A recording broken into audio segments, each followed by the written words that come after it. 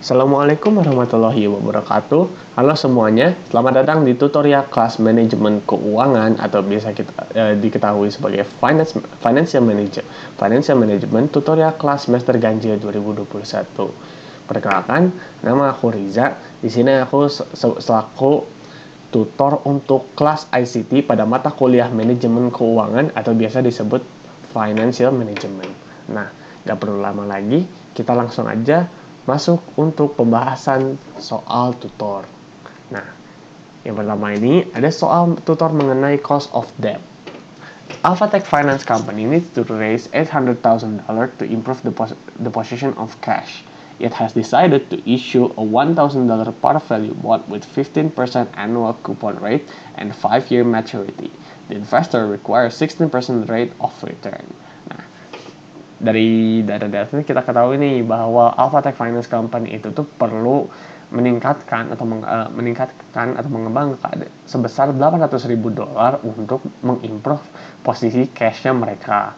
Nah, mereka itu udah menentukan untuk issue $1,000 par value bond dengan 15% annual coupon rate dan juga 5 tahun maturity-nya. Nah, investornya ini memerlukan 16% rate of return-nya. Nah, yang pertama kita disuruh untuk menghitung market value dari bondnya. Yang kedua, berapa sih net price-nya jika si flotation cost-nya itu tuh sebesar 5% dari harga pasarnya. Terus yang ketiga, berapa banyak bond yang harus si perusahaan itu issue untuk menerima sebesar $800,000. Dan yang terakhir, berapa sih companies after tax cost of debt-nya itu jika average tax rate-nya itu sebesar 20% dan marginal tax rate-nya itu sebesar 30%. Nah, sekarang kita langsung masuk ke bagian jawaban. Nah, dari soal yang pertama, kita bisa mendapatkan nih data-data yang diperlukan untuk menjawab permasalahan-permasalahan yang ada. Nah, given tadi kita mendapatkan untuk par value-nya itu atau par-nya itu sebesar 1.000. Nah, tadi kan kita mendapatkan juga ada annual coupon rate sebesar 15%. Nah, maka kita tinggal kaliin aja nih untuk kuponnya itu 15% dikali par value-nya, maka sama dengan 150. N-nya itu sebesar 5 dan KD atau required rate of return-nya itu sebesar 16%. Nah, kita langsung ke soal yang pertama untuk menjawab market value dari bond-nya. Nah, market value bond-nya ini tuh menggunakan rumus NPD, di mana rumusnya itu yaitu kupon dikali 1 dikurang 1 ditambah interest pangkat negatif N dibagi dengan interestnya ditambah par value dibagi dengan 1 ditambah I atau interest di pangkat N. Nah, makanya kita kan sudah mendapatkan nih untuk data-datanya. Kita tinggal masukin aja nih ke rumusnya, yaitu jadi 150 dikali 1 dikurang 1 ditambah 0,16 pangkat negatif 5 dibagi dengan 0,16 ditambah 1000 dibagi dengan 1 ditambah 0,16 dibagi 5. Maka hasilnya itu menjadi 150 dikali 3,3 ditambah 476. Jadi sama dengan $971. Maka harga untuk bondnya tersebut adalah $971. Nah, kita langsung masuk ke soal yang kedua. Nah, soal yang kedua itu kan tadi ditanyakan berapa market value bondnya itu jika ada flotation cost-nya sebesar 5%. Maka untuk menghitung flotation cost-nya ini tuh kita tinggal ini aja menggunakan rumus NPD sama dengan price dikurangi flotation cost. Maka tadi kan kita sudah mendapatkan untuk price bondnya itu sendiri yaitu $971. Nah, untuk flotation cost-nya itu kan sebesar 5%. Maka kita tinggal masukin aja nih 971 dikurang 971 kali 5%, maka hasilnya itu sama dengan 971 dikurang 48,55 dan hasilnya menjadi $922,45. Jadi kita bisa konklusikan net price setelah flotation cost-nya itu sebesar $922,45. Nah, kita langsung ke permasalahan yang selanjutnya. Nah, tadi kan ditanyakan berapa sih bond yang perlu di-issue ketika kita ingin menerima sebesar $800,000. Maka kita tinggal ini aja, kita tinggal hitung $800.000 dibagi dengan net price setelah adanya flotation cost. Jadi $800.000 dibagi dengan $922,45, maka hasilnya menjadi 867,3. Nah, jadi ketika si perusahaan tersebut ingin menerima sebesar $800.000, maka perusahaan tersebut memerlukan untuk issue 867,3 bonds. Nah, yang terakhir kita menghitung after tax cost of debt-nya. Nah, itu rumusnya itu adalah KD atau required rate of return-nya dikali 1 dikurangi tax rate-nya. Jadi 16% dikali 1 dikurang 20%. Maka sama dengan 16% dikali 80%. Maka hasilnya itu menjadi 12,8%. Jadi company's after tax cost of debt-nya itu sebesar 12,8%. Nah, jadi inilah jawaban-jawaban untuk permasalahan di soal yang pertama. Kita langsung masuk ke soal yang kedua. Nah, ini soal yang kedua itu mengenai calculation equivalent annual annuity. Industrial Zone Group, which operates in building industry in South Caucasus, is considered making investment in regional projects. The CEO of the group was offered 2 projects regarding financing. Project 1 requires an initial investment of $100,000 and will last 8 years. It will generate $20,000 per year. Project 2 requires an initial investment of $150,000. This project will last 10 years and will generate $28,000 per year. Which project should be taken? Why the required rate of return is 12%. Nah, kita mendapatkan nih ada 2 project yang si CEO-nya itu tuh ditawarkan. Nah, project pertama itu memerlukan initial investment sebesar 100.000 dan projectnya ini akan bertahan selama 8 tahun, di mana per tahunnya itu akan menghasilkan sebesar $20.000. Nah, ada project kedua yaitu memerlukan initial investment sebesar $150.000. Nah, project ini tuh akan bertahan selama 10 tahun dan menghasilkan $28.000 per tahunnya. Nah, project mana sih yang harus diambil dan kenapa alasannya kita mengambil project itu? Nah, di sini juga ada keterangan bahwa ada required rate of return-nya itu sebesar 12%. Nah, sekarang kita langsung masuk ke pembahasan untuk jawabannya. Jadi kan kita sudah mendapatkan data-data untuk soal yang kedua. Nah, jadi kan kita ketahui juga bahwa di soal kedua ini ada required rate of return-nya sebesar 12%. Nah, untuk menjawab permasalahan yang pertama, kita tuh perlu menghitung NPV dari kedua proyek tersebut. Nah, jadi untuk rumusnya sendiri yaitu revenue per year-nya itu dikali dengan 1 dikurang 1 ditambah required rate of return-nya, lalu pangkat negatif N, yaitu N-nya itu kita dapatkan 8 untuk project yang pertama, dibagi dengan 12%, ditambah dengan revenue per year itu 20.000 dibagi dengan 1 ditambah 12%, pangkat 8, nah dikurangi dengan initial investment-nya yaitu 100.000. Maka kita tinggal masukin aja. Ini kan kita sudah masukkan data-datanya ke dalam rumus, maka hasilnya sama dengan 20.000 dikali 4,97 ditambah 8.077,66 dikurangi 100.000, maka hasilnya menjadi 7.477,66. Nah, ini adalah NPV untuk project yang pertama. Lalu kita hitung nih NPV untuk project kedua. Nah, kita tinggal masukin aja ke dalam rumusnya yaitu 28.000 dikali dengan 1 dikurang 1 ditambah 12% pangkat negatif 10, lalu dibagi dengan 12% ditambah 28.000 dibagi dengan 1 ditambah 12% pangkat 10 dikurangi initial investment-nya itu 150.000, maka hasilnya sama dengan 158.206,24 ditambah 9.015,25 dikurangi 150.000, maka hasilnya menjadi 17.221,5. Nah, jadi untuk NPV atau net present value untuk project yang pertama yaitu sebesar 7.477,66, dan untuk NPV 2 atau net present value untuk project kedua yaitu sebesar 17.221,5. Nah, selanjutnya kita masuk nih untuk menjawab si IEE-nya itu. Nah, ini dia. Kan tadi kita sudah mendapatkan NPV untuk project yang pertama, dan project yang kedua. Nah, sekarang kita perlu nih menghitung IEE-nya untuk menentukan project mana nih yang perlu kita pilih. Nah, jadi rumusnya untuk IEA itu tuh yang pertama yaitu 0,12 atau required rate of return-nya dikali dengan NPV-nya, kemudian dibagi 1 dikurang 1 ditambah 0,12 pangkat negatif N. Nah, kita tinggal masukin aja nih data-datanya. Untuk yang IEE pertama yaitu 0,12 dikali 7.477,66 dibagi dengan 1 dikurang 1 ditambah 0,12 pangkat negatif 8.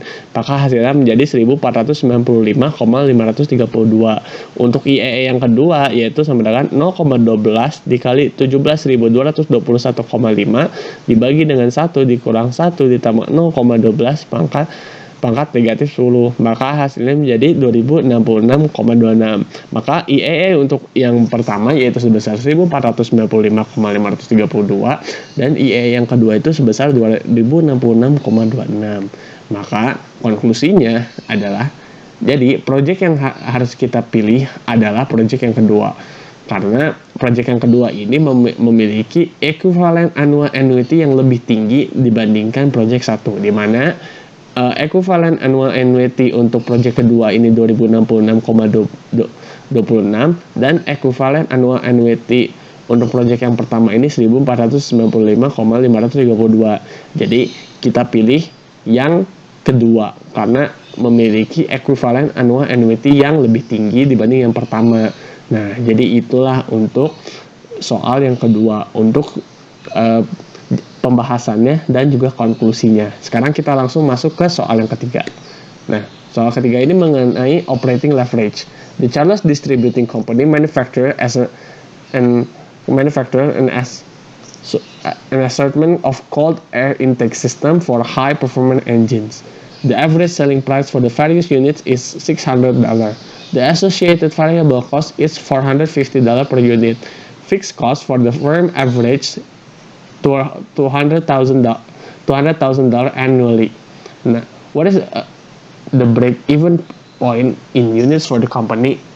What is the dollar sales volume the firm must achieve to reach the break-even point?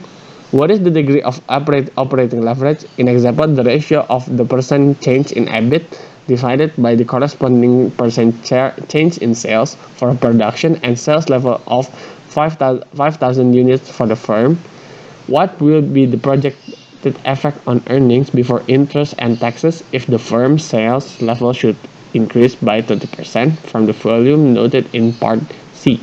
Nah, jadi cara distributing company itu dia assortment of cold air intake system for high performance engines.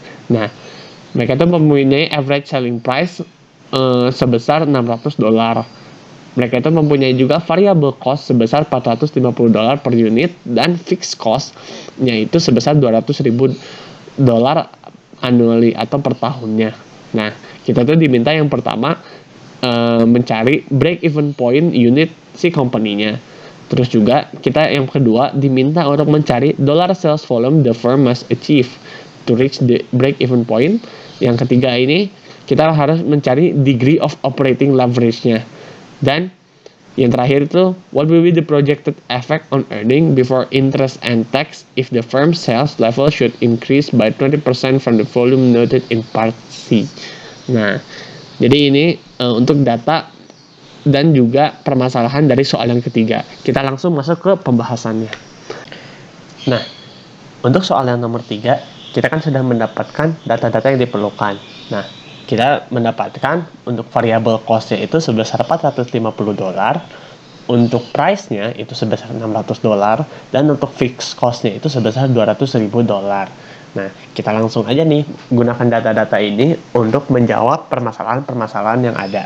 Oke, yang pertama kita perlu menghitung untuk yang break-even point. Nah, break even point itu rumusnya adalah F atau fixed cost dibagi dengan price dikurangi variable cost-nya. Nah, kita udah mendapatkan datanya, kita langsung masukin aja nih ke rumusnya, yaitu 200.000 dibagi dengan 600 dikurangi 450. Maka hasilnya menjadi 1333,33 unit. Ini adalah break even pointnya. Yang kedua, kita kan disuruh untuk mencari dollar sales volume-nya. Nah, untuk mencari dollar sales volume-nya itu, rumusnya adalah F atau fixed cost dibagi dengan 1 dikurangi variable cost dibagi dengan selling price-nya. Nah, tinggal kita masukin lagi nih untuk rumusnya. Jadi 200.000 dibagi dengan 1 dikurangi 450 dibagi 600. Maka hasilnya menjadi $800.000.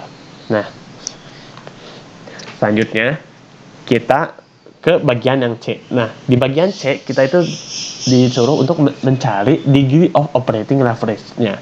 Nah, jika si Q-nya ini sebesar 5.000 unit, berarti berapa nih degree of operating leverage-nya?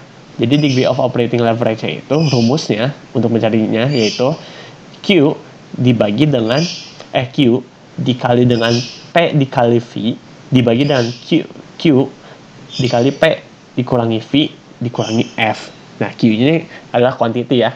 Jadi, kita masukin ke rumusnya 5.000 dikali 600 kurang 450 dibagi dengan 5.000 dikali 600 kurang 450 dikurangi dengan 200.000. Maka hasilnya sama dengan 250.000 dibagi dengan 550.000. Maka sama dengan 1,3636. Nah, 1,3636 ini adalah degree of operating leverage-nya. Kemudian, kita akan masuk ke soal yang terakhir, yaitu if sales level is increased by 20%, maka berapa nih change in EBIT-nya itu? Nah, kita pakai rumus degree of operating leverage. Nah, rumusnya ini yaitu percent change in EBIT dibagi dengan percent change in sales. Nah, jadi kita langsung masukin aja nih. Kan kita udah mendapatkan degree of operating leverage yaitu sebesar 1,36. Dan untuk change in sales-nya itu kita sudah mendapatkan juga sebesar 20%. Nah, kita itu kan ditanya untuk mencari si percent change in EBIT-nya. Nah, jadi kita tinggal kali silang aja nih si 1,36 atau degree of operating leverage-nya dikali dengan 20%. Maka change in EBIT-nya itu sebesar 27,27%. Nah, jadi ini untuk pembahasan soal yang nomor 3 per bagian-bagiannya. Sekarang kita lanjut ke pembahasan untuk soal nomor 4. Nah, soal nomor 4 ini mengenai EBIT EPS analysis.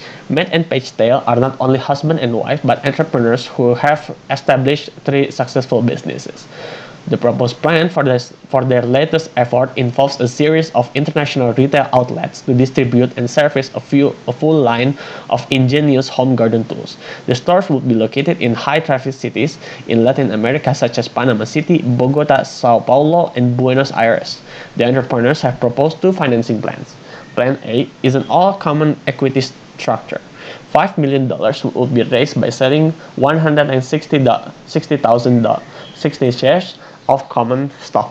Plan B would involve the use of long-term debt financing. $3 million will be raised by marketing bonds with an effective interest rate of 14%. Under Plan B, another $2 million would be raised by selling 64,000 shares of common stock. With both plans, $5 million is needed to launch the new firm operations. The debt funds raised under Plan B are considered to have no fixed maturity date because this portion of financial leverage is thought to be a permanent part of the company's capital structure. The 2 promising entrepreneurs have decided to use a 35% marginal tax rate in their analysis, and they have hired you on a consulting basis to do the following. Nah, jadi kan kita di sini mendapatkan dua plan. Yang pertama, Plan A yaitu all common equity structure, di mana ada $5 million would be raised dengan menjual 160.000 share common stock. Lalu ada yang kedua Plan B. Plan B itu akan melibatkan penggunaan long term debt financing, di mana $3 juta itu akan dikembangkan dengan marketing bonds dengan effective interest sebesar 14%. Nah, di bawah Plan B ini juga sisa 2 juta, 2 jutanya itu akan dikembangkan dengan 64.000 dengan menjual 64.000 common stock share. Nah, dengan kedua rencana ini tuh 5 juta itu dibutuhkan untuk launching si operasi terbaru si perusahaannya ini. Devan di plan B ini dipertimbangkan tidak memiliki maturity date karena porsi dari financial leverage-nya ini dipertimbangkan untuk menjadi bagian permanen dari company's capital structure-nya. Nah, terus juga kedua entrepreneur ini tuh udah menentukan untuk menggunakan 35% marginal tax rate di analisis mereka. Nah, dari data-data ini kita tuh yang pertama diminta untuk mencari EBIT indifference level associated with the two financing proposals. Terus yang kedua, prepare income statement for the two plan that prove EPS will be the same regardless of the plan chosen at EBIT level found in part A. Nah, jadi yang pertama gini, yang pertama kita harus mencari EBIT indifference levelnya, yang kedua kita disuruh untuk mempersiapkan income statementnya untuk kedua rencana tersebut yang membuktikan bahwa si IPS-nya itu bakal tetap sama walaupun subplan-nya berbeda gitu. Jadi kita langsung ke pembahasannya. Oke, kan tadi sudah didapatkan bahwa tax-nya itu tuh sebesar 35%. Nah, untuk capital needs-nya atau kebutuhan modalnya dibutuhkan sebesar $5 juta dan common stock shares-nya itu sebesar 160.000. Maka kita langsung masuk nih untuk yang plan A. Nah, cara menghitung plan A itu kita kan perlu menghitung EPS-nya.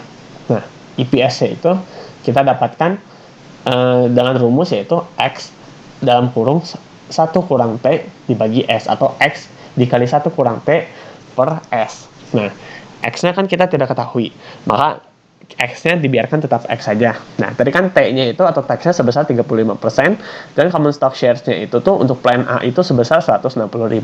Maka X dikali 1 kurang 35% per 160.000, maka hasilnya menjadi 0,65x per 160.000. Nah, ini adalah EPS untuk plan A.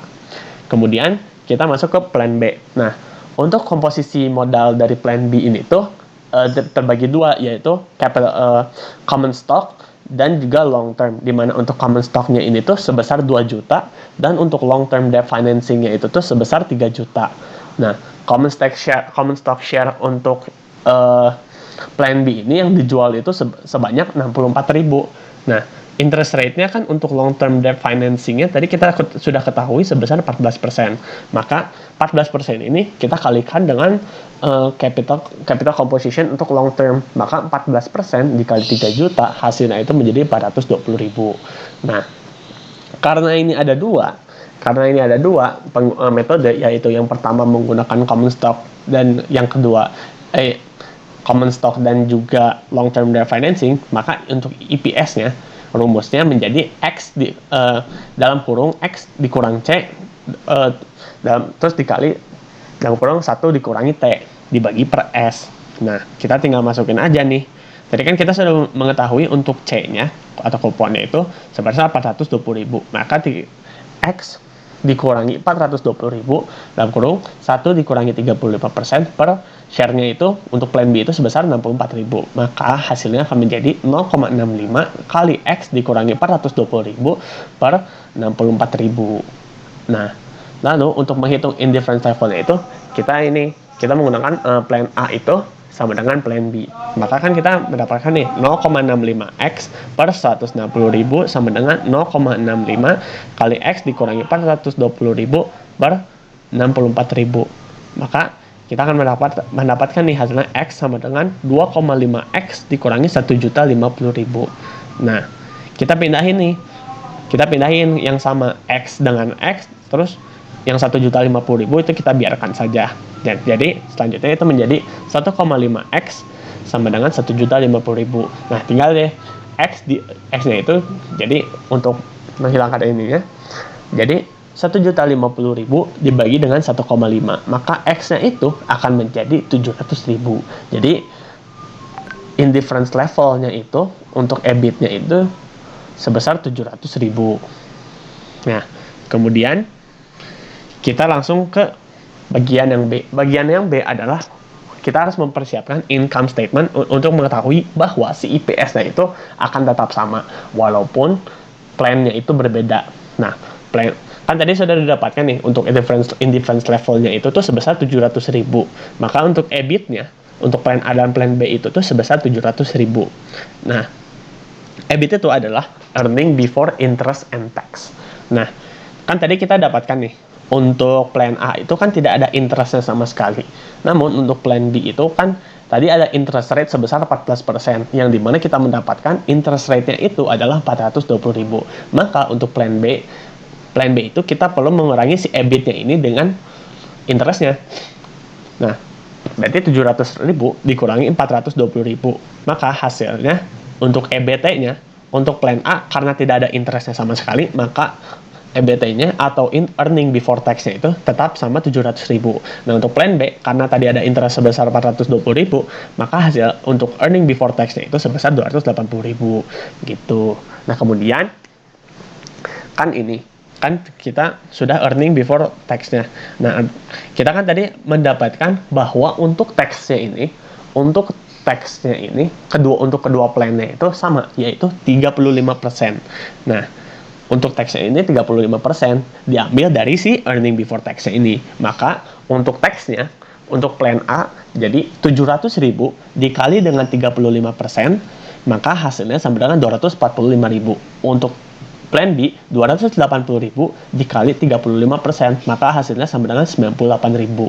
Nah, 245.000 untuk plan A dan 98.000 untuk plan B ini kita kurangi dengan earning before tax-nya. Maka 700.000 dikurangi 245.000, lalu untuk plan B-nya 280.000 dikurangi 98.000, maka hasilnya untuk earning after tax-nya untuk plan A itu sebesar 455.000 dan untuk plan B ini sebesar 182.000 gitu. Nah, tadi juga sesudah kita earning after tax-nya nih kita dapatkan. Nah, kan tadi ada share-nya juga untuk common stock share-nya juga. Nah, untuk common stock share-nya untuk plan A itu dia sebesar 160.000. Untuk plan B, common stock share-nya itu sebesar 64.000. Nah, kan kita perlu menghitung, kita ingin mencari tahu bahwa si IPS-nya itu sama keduanya untuk kedua plan ini. Maka untuk mencari IPS-nya, ya simple aja nih. Earning after tax-nya kita bagi dengan share-nya. Jadi untuk plan A 455.000 dibagi 160.000 dan untuk plan B 182.000 dibagi dengan 64.000. Maka hasil keduanya untuk EPS-nya itu sama, yaitu 2,84. Jadi untuk income statement-nya kita bisa dengan income statement kita bisa buktikan nih bahwa EPS-nya ini untuk plan A dan plan B ini tetap sama, yaitu 2,84%, meskipun penggunaan untuk financing-nya untuk kedua plan-nya ini berbeda. Jadi begini untuk pembahasan soal yang nomor 4 untuk bagian A dan B-nya. Nah, sekarang kita masuk ke soal yang terakhir, yaitu soal yang kelima. Kita masuk ke soal yang terakhir mengenai weighted average cost of capital atau kita ketahui sebagai WACC. Nah, Alpha Trading operates a quite successful chain of milk products and tea houses across the South Caucasus. Alpha plans to expand in Hungary and Moldova, so it needs to raise some funds. The company's balance sheet in USD is as follows. Nah, ini kita bisa mendapatkan balance sheet dari Alpha ini. Yang pertama ada cash sebesar 1.500.000, account receivable sebesar 2.400.000, inventory sebesar 1.310.000, dan net fixed assetnya itu sebesar 7.500.000. Maka kita bisa mendapatkan total aset sebesar 7.710.000. Dan di sini juga kita mendapatkan long term debt sebesar 4 juta dan juga common equity-nya itu sebesar 3.710, yang dimana total debt and equity-nya 7.710.000 juga, sama dengan seperti asetnya. Nah, nowadays the company's common stock is selling for a price equal to 2 times its book value, and the firm's investors require a 10% return. The firm's bonds command a yield maturity of 6%, and the firm faced a tax rate of 20%. At the end of the previous years, Alpha's bonds were trading near their par value. Nah, jadi kan kita mendapatkan juga si common stock dari company-nya ini tuh sekarang terjual untuk harga 2 kali dari book value-nya. Dan investor firmnya itu memerlukan 10% return. Nah, bondnya juga memiliki maturity sebesar 6%, dan juga perusahaannya ini tuh memiliki tax rate sebesar 20%. Nah, at the end of previous year, Alpha Bond itu tuh memiliki trading mendekati par value-nya. Nah, di sini yang pertama kita tuh diminta alpha capital structure itu seperti apa sih? Yang kedua, bagaimana dengan weighted average cost of capital perusahaan alpha? Dan yang ketiga, jika stock price alpha itu meningkat sebesar 3,5 kalinya daripada book value-nya dan memerlukan required rate of return-nya itu sebesar 15%, berapa si WACC perusahaannya tersebut, dengan mengasumsikan cost of debt dan tax rate-nya juga tidak berubah. Nah, kita langsung aja nih ke pembahasan untuk soalnya. Nah, yang pertama kita Alpha's capital structure. Nah, seperti ini untuk Alpha capital structure-nya, di mana source of funds itu ada dua, yaitu yang pertama ada common equity dan juga long term debts. Nah, tadi kan untuk common equity-nya itu dia untuk book value-nya itu sebesar 3.710, dan long term debt-nya itu sebesar 4 juta. Nah, di market value-nya tadi kan sudah disebutkan juga untuk si common equity-nya ini tuh dia harga market value-nya itu dua kali lebih besar dibanding book value-nya. Maka di market value-nya kita tinggal kaliin aja nih, 3.710.000 dikali dengan 2, maka hasilnya menjadi 7.420.000 untuk market value-nya. Nah, kemudian untuk long term debt-nya ini sama sebesar 4 juta, karena dia ini kan mendekati par value-nya, di mana par value-nya itu adalah sebesar 4 juta. Maka tinggal kita jumlahkan aja nih, 7.420.000 ditambah 4 juta, maka untuk market value-nya itu sebesar 11.420.000, atau dua kalinya dari book value-nya nih. Book value-nya itu kan 7.710.000 gitu. Nah, sekarang kita langsung ke pembahasan untuk soal yang B. Nah, soal yang B ini kita diminta untuk menghitung dari weighted average cost of capital-nya atau WACC-nya, di mana rumus dari WACC-nya adalah KD dikali WD dikali 1 dikurangi tax ditambah KC dikali WC. Nah, kan kita tadi sudah mengetahui bahwa KD-nya itu tuh atau bond percentage itu sebesar 6%, dan juga kita mendapatkan tax-nya itu atau pajaknya itu sebesar 20%. Maka kita tinggal masukin aja nih ke rumusnya, berarti 6% dikali 1 dikurangi 20%, yaitu dimana tax-nya dikali dengan 4 juta. 4 juta itu adalah market value-nya, lalu dibagi dengan 11.420.000 ditambah 10% dikali 7.420.000 dibagi dengan 11.420.000, maka hasilnya akan menjadi 1,68% ditambah 6,49%. Maka untuk weighted average cost of capitalnya itu tuh untuk perusahaan ini adalah 8,17%. Nah, sekarang kita lanjut ke soal yang terakhir atau untuk bagian C-nya. Nah, di bagian C ini kan tadi diberitahu bahwa jika stock price alpha itu meningkat sebesar 3,5 kalinya dari book values-nya, dengan keterangan bahwa KC-nya itu atau required rate of return-nya itu sebesar 15%, dan untuk KD-nya atau tax-nya itu 6% dikali 1 kurang 20%, maka hasilnya 4,8%. Nah, maka tinggal kita masukkan nih dengan rumus WACC yang sama, kita tinggal masukin ini data-datanya. Jadi WACC-nya itu sama dengan 15% dikali 12.985.000, dimana kita mendapatkan 12.985.000-nya dari ini nih. Karena kan tadi ada keterangan bahwa si equity-nya itu tuh meningkat sebesar 3,5-nya. Maka 4 juta dikali 3,5, maka hasilnya menjadi 12.985.000. Jadi dan debt-nya itu kan 4 juta tetap sama. Karena kan tadi keterangannya juga cost of debt-nya itu tetap sama 4 juta. Maka tinggal tambahin aja nih 4 juta tambah 12.985.000, maka hasilnya menjadi 16.985.000.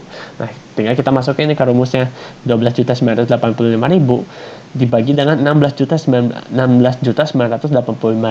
ditambah 4,8%, di mana KD-nya itu udah 4,8% seperti yang kita sudah dapatkan tadi dari atas, dikali dengan 4 juta atau cost of debt-nya itu dibagi dengan 16.985.000, maka hasilnya sama dengan 11,46% ditambah 1,13%. Jadi WACC-nya itu sama dengan 12,59%. Nah, jadi 12,59% ini tuh adalah alpha stock price jika meningkat sebesar 3,5 kalinya dari book value-nya begitu. Nah, sekian untuk tutor manajemen keuangan ICT. Mohon maaf bila ada kekurangan atau kesalahan dalam penyampaian. Wassalamualaikum warahmatullahi wabarakatuh.